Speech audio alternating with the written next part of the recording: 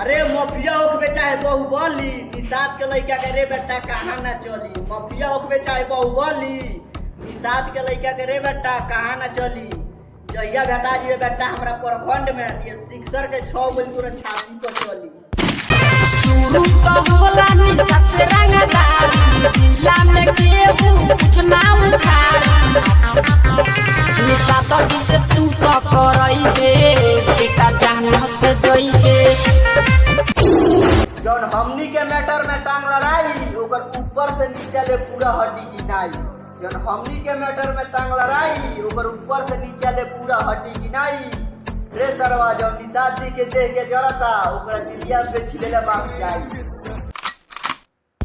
तू निषाद जी के लइका के दिहबू मालो 100 साल जियबू।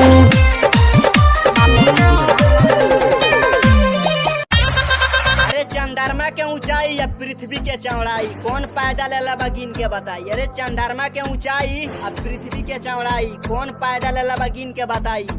निषादे ऐसन जाति बा जे पूछला समुंदर में लगी गिराई। के झुका दी